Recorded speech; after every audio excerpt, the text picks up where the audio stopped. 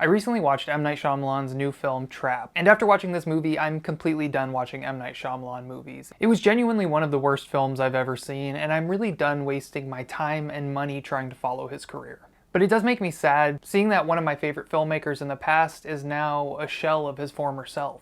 His movies have gotten substantially worse with each release, and I started to wonder, how did we get here? He made a couple of the best films that have come out of Hollywood, and now with his most recent releases, he's been sliding downhill rather quickly. And I think in the future he's going to be studied in film school as an example of what not to do. Filmmakers and artists in general should get better as they age and as they get more attuned to their craft, but he's been doing the opposite. His early films were some of his best, and his most recent films are the worst of his career. And after watching the movie Trap, I think I finally figured out why his films have gotten so bad. And I understand why he was called an auteur in those early years. But now with his recent films, he feels very much like an amateur. His films like Old and Trap and Glass, they almost feel like student films with a high budget. These feel much more like fan films, but now he's releasing some of the worst films in Hollywood. And I think the reason this is happening is I think that M Night Shyamalan became a fan of himself.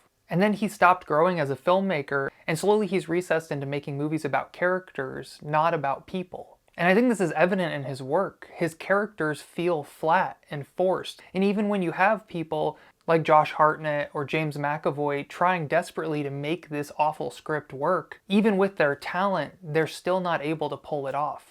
And I think that audiences, and myself for a long time, we kept excusing his bad filmmaking because we were hoping he was going to return to his original form, making great films like he used to. But how long do we wait for somebody to stop sliding downhill when they refuse to even hit the brakes? Now there's some of his films, like The Village, where I didn't actually like the film, but I understand why people did and what he was going for there. But I think after the movie Villages, we really started to see the cracks in M. Night Shyamalan, his writing and directing. After that film, he released Lady in the Water. And although I don't think it's a great film, I do like the ideas behind it. I like what he was going for, but I do think overall it was poor execution. And without the acting of Paul Giamatti, this film again would have felt like amateur slop. And it really does highlight how he has these interesting concepts. But he's actually a poor writer, and he really struggles to execute his ideas without others coming and shaping and guiding his projects. And the reason that we saw these cracks appear when he made Lady in the Water is because that's when he first separated from his longtime film partners who he had worked with on his early movies, his movies that we consider to be successful. So famously, M. Night Shyamalan has talked about cutting ties from Disney after he didn't understand his film Lady in the Water. But when he talks about this, they were still going to make the movie and produce it. They just said that they didn't understand it. But he didn't want to work with people who didn't understand his vision. And there were several people around that time that he stopped working with because M. Night Shyamalan slowly had become a fan of his own work. And he started to drink this Kool-Aid of believing that he had done it all in a bubble, that his movies were successful because his name was on it, not because of all of the people who contributed. So he was willing to cut ties with all of them, not realizing that he was bringing interesting concepts and interesting characters, but it was all of these other people who were shaping that into something that audiences actually enjoyed. And because he had been talked about as being this great filmmaker, that he had made such successful films as his first few films, he started to think that he was untouchable and that he was an auteur. But in reality, nobody exists within a bubble. Everybody who works on a film has to work as part of a group. And what he was upset about was that he had limitations and boundaries because there were other people helping shape his work, and he didn't like that. But any great artist knows that boundaries actually help make your work better. Boundaries make you become innovative. They make you try unconventional things. They make you kill your darlings so that you can create something even better. But what M. Night Shyamalan didn't realize at that time, and a lot of people did not realize, there were several people that worked on M. Night Shyamalan's films, including Kathleen Kennedy. Now I know a lot of people don't like Kathleen Kennedy because of her work on the Star Wars films, but she is an objectively good producer when looking over her body of work in the movies that she's produced over the years, such as Poltergeist, E.T., Indiana Jones, The Goonies, Who Framed Roger Rabbit, Back to the Future, Hook, Jurassic Park and The Lost World, War of the Worlds, The Curious Case of Benjamin Button. But she worked on M. Night Shyamalan on several of his films, including The Sixth Sense, Signs, and the last film that they worked on together was she came back to work on The Last Airbender with him. Another producer that M. Night Shyamalan worked with was Barry Mandel. Barry Mandel has made films such as Rushmore, Munich, Whip It, Bridesmaids, The King of Staten Island, and with M. Night Shyamalan he worked on The Sixth Sense and Unbreakable, as well as The Happening. We also have Frank Marshall, who also has produced a lot of famous movies such as The Warriors, the Indiana Jones films, Poltergeist, The Goonies, Who Framed Roger Rabbit, the Back to the Future series, the Bourne Identity films, The Curious Case of Benjamin Button, and in more recent years he worked on the Jurassic World series. And he worked with M. Night Shyamalan as a producer for The Sixth Sense, Signs, and he too came back for The Last Airbender.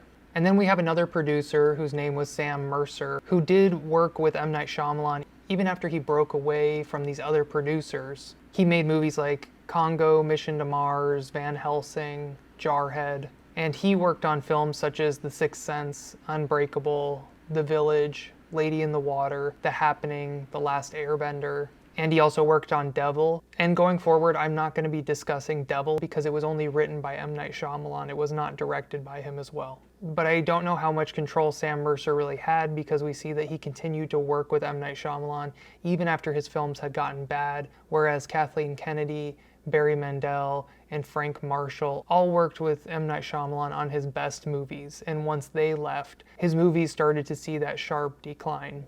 And then we had one other person, which was Nina Jacobson, and she was an executive for Disney. But after separating from working with her, Nina went on to produce the Hunger Games films. And so we see that these executives and producers all happened to work with M. Night Shyamalan when his movies were at their best, and they were helping shape these plots into something that audiences wanted to see. They had made some of the best films in Hollywood. So they clearly are very talented, and as soon as he stopped working with them, we started to see that very quickly his films got less and less impactful, and audiences resonated with them less and less. Because good producers and executives have far more control and input on films than people really recognize. When I go back and look at M. Night's original films, like The Sixth Sense and Unbreakable, you see that there was actually always problems with M. Night's writing and directing. But these issues were compensated with the fact that he would get very talented actors. Because M. Night's movies have always had this issue where the dialogue doesn't feel entirely human, it doesn't feel realistic. Which obviously, when you're making a script, we don't show exactly how people talk in the real world. We have pauses, we say and like, we don't finish thoughts fully. But when you're watching a script, there is this idea of you want realism to it. And M. Night's writing never really hit the realism marks. And so a lot of times when you're watching his things, because of the writing, the characters didn't feel like real people. But he was able to pull down really talented actors like Bruce Willis, Joaquin Phoenix, Paul Giamatti, and they were able to take this inauthentic dialogue and turn it into something that felt more real, more human, and in turn made it more watchable. But over time, as his movie quality and success declined, we could see that he really struggled to get the best actors in his films. And that's when the poor quality of his work really started to show. And this becomes very apparent in some of his films like The Happening. And I know that with The Happening, he came out right before and tried to say that this was supposed to be a B movie, but I don't believe that was always the intention. Because the movie takes itself very seriously. But when you have an actor like Mark Wahlberg, who's not super talented, or Zooey Deschanel, that really doesn't become other characters. They struggled to make that script sound real, to make the characters feel authentic, which is how M. Night Shyamalan's films had been supplementing this problem for a very long time. And this is how I felt when I was watching his most recent movie, Trap. I felt like Josh Hartnett was desperately trying to make this poor dialogue sound realistic and make it believable. And while he was the only good thing about the movie, it still wasn't enough to make up for the horrendous writing and directing. So to look at another example of his poor writing and directing would be the movie Old. The actors in that film struggled to make his poor script and directing work. So none of the emotion comes through in the film, and overall the movie feels laughable, when it should have been very emotional and poignant. And while you have these actors who are desperately trying, and a cinematographer who is doing very good work, it still wasn't enough to make up for M. Night Shyamalan's lackings. And while watching Old, it became very apparent in the scene where the parents are aging and it's almost nighttime, and they know they're not going to survive till morning because of how rapidly they're aging. If this had been done by a competent screenwriter and director, I think this scene would have been very powerful and very emotional. And as it started to build up to that moment, I wanted it to be that. I was ready to have a very emotional reaction to the fact that they weren't going to get to see the sunrise together and that this was their last interaction. And this should have been an easy slam dunk for almost any filmmaker, because the moment and the setup in itself was something that was very emotional and heartbreaking. But he still figured out a way to completely destroy this moment and any semblance of emotional connection I had. And I found it frustrating and laughable when it should have been devastating and emotional. And that's because the dialogue and the directing was extremely poor, as it was throughout the entire rest of that film. And it wasn't just these emotional moments, there were plenty of things all throughout the movie where there was almost no reason for him to do it. Like the children getting pregnant and their child passing away. There was no emotional payoff for that except to make the character Kara go crazy. It added nothing to the film overall. Or the fact that you have such wild inconsistencies, like they're able to do surgery on somebody and hold open her wound, but then later mid-sized sedan gets stabbed and his wounds don't close immediately. And even though the movie was a fantastical idea, it couldn't even stick to its own logic. Because if they had to hold her wounds open so they could do the surgery, well, it would have been like holding somebody's wound open for days, if not weeks. The fact that they never ate enough food to grow as much as they did. I mean, he named the character mid-sized sedan, which is just a horrible rap name. And we see that this happens over and over in his things. M Night Shyamalan also wrote the raps in The Visit. And he said to do this, he studied Biggie Smalls. And the rap, they're terrible, genuinely. But because M Night Shyamalan has become such a fan of himself, he can't see these inconsistencies anymore. He doesn't see how dead cells don't rapidly age and old, and that's why people aren't growing excessive body hair. But then he has a corpse wither away as though it's decomposing faster, even though that is now dead cells. There's no logic to his films, and he's cut out anybody who would ever point that out. It's like a chef making food that he won't allow anyone else to taste until it hits the table. So there's no quality control anymore. And when we look at the movie Trap, we see that this was clearly just a vehicle so that he could promote his daughter's acting and singing career. And I find this extremely insulting and disrespectful to his fans, because it's tricking them out of their time and their money so that he can promote his daughter who has not earned that audience. And this is the same way I feel about Kevin Smith after he did the movie Yoga Hosers, where he got his fans to go watch a movie that was meant to give him and Johnny Depp's daughter a career when they had not earned that level of a career.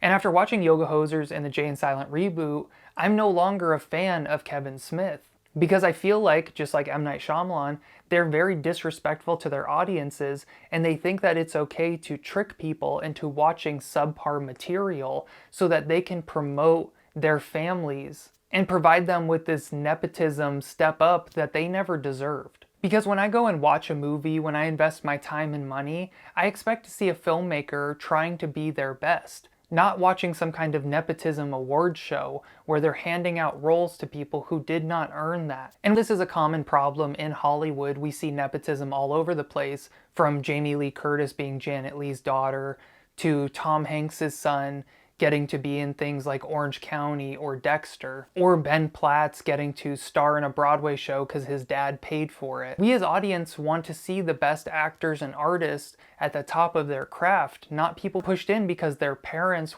And over the years, it seems as though M. Night has started to think that he has some kind of insight into the human psyche that he clearly does not have.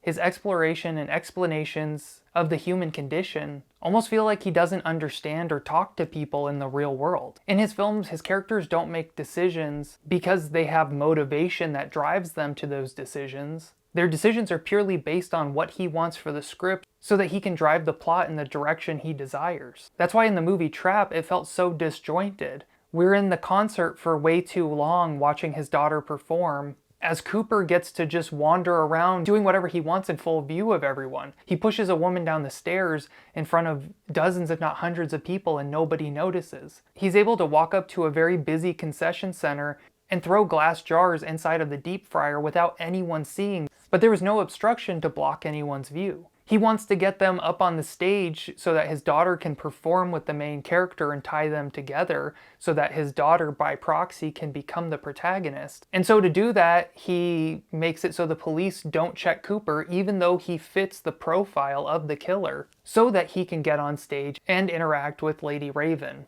And this happens all throughout the script. In the end of the movie, after Cooper has gouged out a police officer's eyes and he's a serial killer, they allow him to play around with his daughter's bike so that he can grab a spoke off of it. They allow him to hug his daughter even though he was about to annihilate his family. When Cooper's about to take his wife's life, he sits down and eats pie with her, and he doesn't notice that not only is she not eating, it's covered with the powder that he uses to poison people. Lady Raven, instead of calling the police when she's in the bathroom on his phone, she instead gets on Instagram and tells her followers to find him. And these followers not only find where he has his kidnapped victims held, but they're somehow able to break into the house, break down the door, get this person out of there. But Cooper was the kind of killer who had a remote system so he could gas them with carbon dioxide and kill them remotely. But he's not someone who booby-trapped his house. He didn't have a secure basement door so they couldn't get in. It's completely illogical.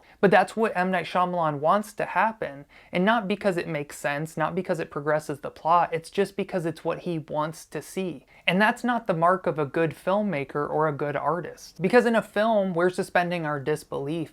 But once you set up the rules of the world, you're supposed to stay within those confines. But he doesn't want to do that. So when he gets into a dead end where Cooper is driving a limo with Lady Raven in it, and she escapes out of it, well, suddenly he escapes with a crowd watching and a SWAT team, and he was able to make a dummy in the front seat and somehow get out of this limo like there was a trap door on the floor like it's a fucking cartoon. And because M. Night Shyamalan doesn't have somebody going through his screenplays and polishing it and making it into something coherent, in the movie Split, instead of having conversations about mental illness and what it really looks like and how our minds can change our physiology, the power of things like the placebo effect, or how traumatized people cause and inflict more trauma into the world and it becomes this repetitive cycle, he instead just made a caricature of mental illness and vilified it further. He made people with DID look like monsters and kind of a joke. And when looking at the main character, instead of making commentary about the abuse that her uncle committed on her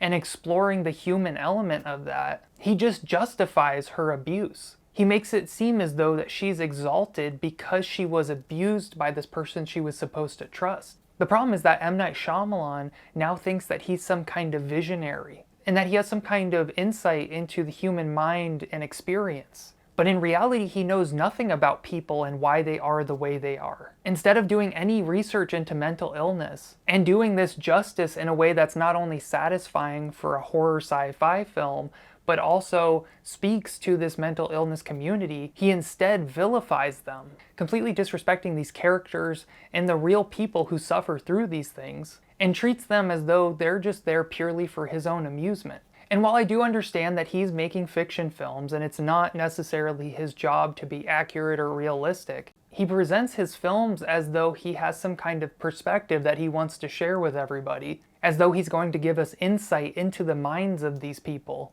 But in reality, he's just stigmatizing them for an entire society. And so even though James McAvoy is a very talented actor and he was trying really hard to make all of this work, in Split, instead of showing this idea that this is a man recessing into a childlike state so that he can feel safe, he turns into a character named Hedwig, who feels much more like a mentally challenged adult than he does a child. And over he presents killers as being caused by their mothers, instead of society at large, or both of the parents, or the lacking of one. And over time, it feels like M. Night Shyamalan thinks that he has this exalted perspective on the human condition. But the more of his films I watch, I wonder if he's ever talked to a real person in his entire life. Because all of these things just feel like concepts on paper to him. Every time I watch something where he has characters that are talking about something that's emotional and devastating, it doesn't feel realistic, as though he's never talked to somebody who's really struggled with mental illness or loss or fear or heartbreak or any of these things.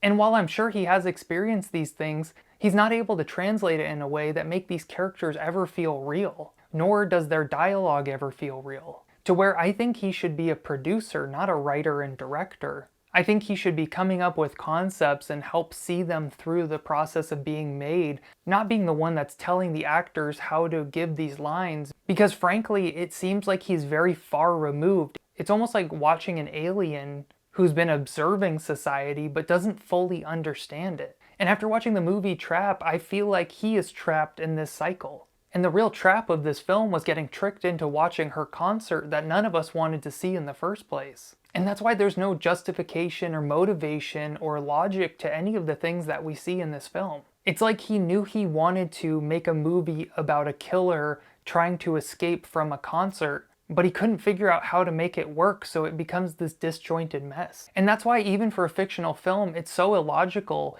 it was hard to enjoy the movie at all. Like, you have hundreds of police officers coming to a concert and pulling aside people in a certain demographic when that demographic is hundreds if not thousands of people. And the police would never do this because it puts way more people in harm than it does provide safety. We have a character who's taking out one person at a time, and they're going to trap him inside of a concert venue where if he's pressed up against a wall, he might go on a massive spree. It doesn't make sense. And we see that over and over because M Night Shyamalan is not good at expressing exposition through action like a good filmmaker should do. So he will create a character that just acts as the exposition narrator for the audience. This happens over and over in his films. In The Visit, where he has a psychiatrist character, and she just explains what we're seeing. She sits down and tells us, instead of him finding a clever way to show it through the actions of the characters in the world. And in Trap, he does the exact same thing. He has this FBI profiler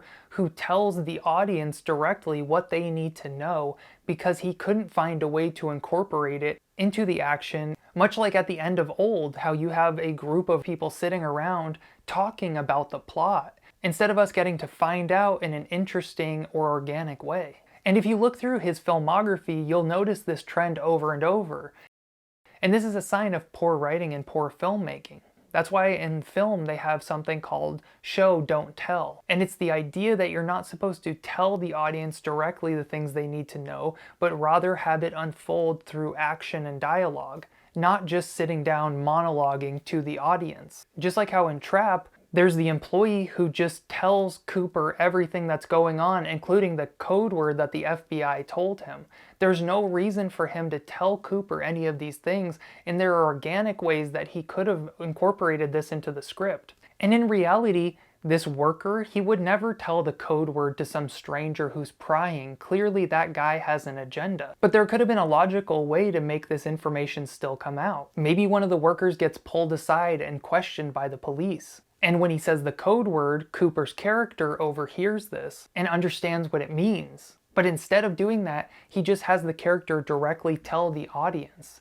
And this is the opposite of what you're supposed to do. He's telling, not showing. Instead of showing us that Cooper is strong, we have a character say he's strong. Cooper grabs a box off the top shelf with t-shirts and the guy goes, "Oh wow, you're strong." Which is so silly because first off, a box of t-shirts really doesn't weigh that much. It's not that impressive and it doesn't actually show his strength. But we could have seen that in another way. Maybe somebody's following him through a hallway at one point and he snaps a deadbolt off so they can't follow him anymore. Throughout it, we see a couple examples of him being strong through action, like he lifts his daughter up onto his shoulder, or he catches the girl that's fainting. But those aren't things that take an extraordinary amount of strength. Those are things that his character, a firefighter, should be able to do quite easily. But M Night Shyamalan couldn't find a clever way to show this, so he just has a character tell us that he's strong. And it honestly shows how uncreative M Night Shyamalan is. He's made 3 superheroes throughout his run. He had Bruce Willis's character in Unbreakable, he has James McAvoy's character in Split, and now he has Josh Hartnett's character in Trap, and all 3 of these superhuman characters have super strength. It just shows a lack of creativity and investment. And we just see over and over that there's a lack of logic all throughout this movie. A group of dozens of police officers that are looking and being briefed on their suspect most likely wouldn't let a guy that fits that exact description walk through them to go get a cup of coffee. Especially considering he doesn't have a uniform on like every other person that works in the building. Instead of him trying to find out who the FBI profiler is in a logical and organic way, he just tries to sneak out, and when he's confronted by the police, he starts asking who the FBI profiler is. This should have set up alarm bells for the people that are looking for him.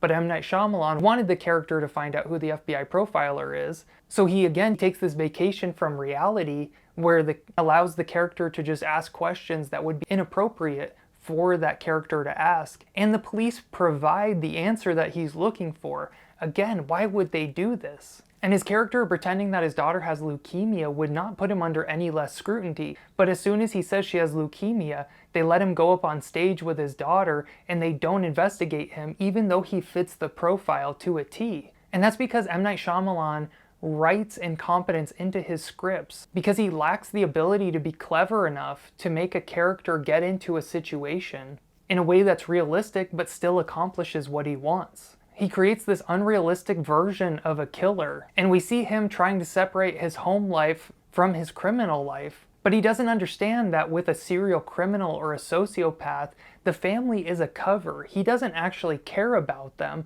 They're a tool that he's using to evade capture. And if he does care about them, it's like somebody would care about a possession. It's not real love, it's about control. And that a real criminal in his position, when his family stood in front of his car, he wouldn't have let Lady Raven get out of the car. He would have told them to move or run them over. He wouldn't have tried to preserve his family because his family was a mask to him and the mask had slipped off. There's no need for him to keep the charade going. And once this happened, he would have annihilated his family, as people in his position often do. And this idea that we see in Trap, that a killer, when confronted with their mother's voice, somehow breaks them out of their criminality or takes away their power, is highly unrealistic, and it's a completely silly idea that I don't know where he got this idea and keeps running with it. Because in a situation like that, if you were to talk as his mother using the words she did, it wouldn't weaken him, it would enrage him. It wouldn't create this loophole to help people escape. And yet, M. Night Shyamalan has written this into multiple movies. After she steals his phone, locks herself in the bathroom, lets people know where his victim is, all he does is put his hand on her shoulder to control her. This is a person who has been killing people. This is not somebody that's just a psychopath, he's a serial killer. If she would have locked herself away, took his phone, and exposed him to his family, he would have brutally attacked her. Not just put his hand on her shoulder and told her to get into the car. But when M. Night Shyamalan injects his daughter into it, well, he probably doesn't want a scene where she gets brutally attacked. So he just doesn't write that in, which then takes us further away from the reality of the situation. His wife ratting him out to the police wouldn't just make him angry and sit down and have a monologue while he eats pie with her. He would have physically attacked her and gotten revenge. At the end, he attacks multiple police officers, gouging one of their eyes out, and is tasered several times. They wouldn't have kept tasing him, they would have shot him. And then they let him pick up a bike and mess with the spoke long enough to break it off and hide it away. But again, M. Night Shyamalan wanted a way for him to escape, and he couldn't think of a clever way for him to do it, so he had to create this unrealistic scenario. And this is a fiction film, and not everything has to be realistic, but he tried to set up a scenario in our world that has some supernatural elements, but then just takes breaks from reality into fantasy constantly, to where at a certain point it feels like you're watching a fever dream. And this is just where M. Night Shyamalan is now. He no longer is making these great films that explore human emotion and tragedy, and what it is to even be human in the first place. He just creates these unrealistic and bizarre films that don't make for an interesting film, sci-fi, horror, or not. This doesn't feel like a man who has decades of experience and has made some of the greatest films. He now feels like he's a film school student who is high on arrogance. And it's truly sad to see somebody who made a couple of my favorite films now make some of the worst films I've ever seen. And after years of watching and waiting, hoping that he's gonna have another breakthrough film, I'm completely done. I want nothing to do with his career anymore, and I feel stupid for getting tricked into watching so many of his movies. Because why should I care when he clearly doesn't? Because when you're an audience member for a filmmaker, there's supposed to be a certain amount of respect from one side of the screen to another. And I feel like he no longer respects his audience. He goes out making these things that he knows are unpolished. These projects that serve his ego, not his audience. And yet he refuses to bring on people who will actually hold him accountable, who will take these interesting ideas and make them into something usable. And instead, he acts as though he's still this auteur. So he lives in this bubble where he gets to make whatever he wants. And it doesn't matter if people enjoy him. We're just expected to watch it because it's M Night Shyamalan.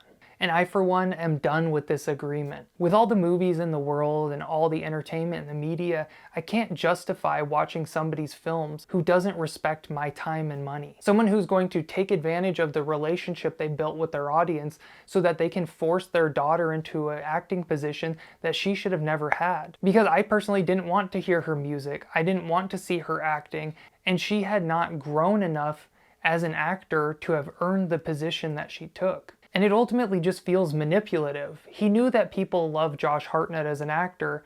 Josh Hartnett hasn't done a lot of projects, so people would come see this to see him. And so he used that nostalgia bait so that he could give his daughter a career that at this point she had not earned. So I'm sure that M. Night Shyamalan will continue making his movies, and I'm sure he probably won't care if I stop watching them. But I think as the audience who have given him his career, we all need to reevaluate. How long are we going to put up with a writer and director that clearly doesn't care enough to make us a solid film? Because M. Night Shyamalan may have drank in his own Kool-Aid, but that doesn't mean we have to also. I want to thank you all so much for watching this video. Please let me know in the comments what you thought of this video, as well as what you think of M. Night Shyamalan's career after the trajectory it's taken. If you want to see more content, I also have a Patreon, as well as a TikTok, and those are all linked in the description down below. But I want to thank you all so much for being here. I'm Jacob Desayo, and I'll see you in the next one.